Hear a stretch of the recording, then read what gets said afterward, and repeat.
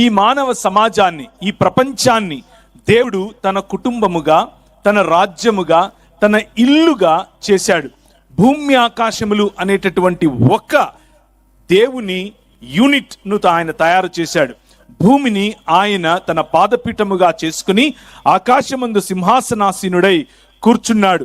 తన చొక్కాయి అంచట ఆయన కలిగించినటువంటి, ఆయన నిర్మించినటువంటి, ఆయన ఆలయమైనటువంటి భూమి అందంతటా వ్యాపించి ఉండే మహాఘనుడు ఈ దేవుడు, ఈ రాజు. ఆయన కింగ్ ఆఫ్ దిస్ వరల్డ్, ఈ ప్రపంచాన్ని సృష్టించినటువంటి రాజు. ఆ రాజు యొక్క మహిమను మీ ముందు తెలియజేయాలి అని ఆశపడుతున్నాను. కానీ తెలియచేయటానికి నా దగ్గర పదాలు సరిపోవటం లేదు. ఈ రాజు గొప్ప రాజు. ఈ రాజు యొక్క ప్రేమను అర్థం చేసుకోవటానికి, ఈ రాజు యొక్క ప్రేమను తెలుసుకోవటానికి ఎలాంటి దూరదర్శి టెలిస్కోప్ సరిపోదు. ఈయన రాజు పూర్తిగా నిజాయితీ గల రాజు.